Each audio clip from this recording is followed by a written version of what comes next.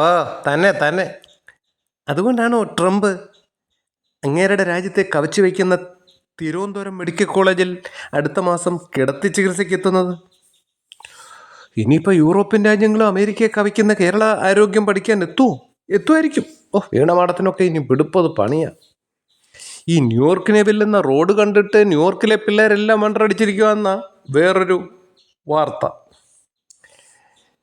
പക്ഷേ സമ്മതിച്ചിരിക്കുന്നു, ഈ ചർമ്മകാഠിന്യത്തെ സമ്മതിച്ചിരിക്കുന്നു. കാരണം ഈ നമ്മുടെ സിസ്റ്റം മൊത്തം മരണക്കിടക്കയിലാണെങ്കിലും തള്ളിനൊരു കുറവില്ല. ഇതൊക്കെ എങ്ങനെ കഴിയുന്നു? സമ്മതിച്ചിരിക്കുന്നു.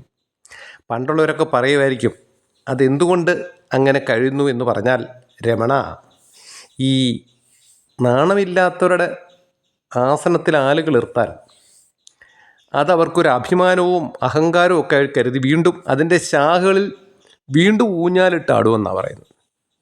എന്ന് കരുതിയാൽ മതിയായിരിക്കും, ഇല്ലേ രമണ?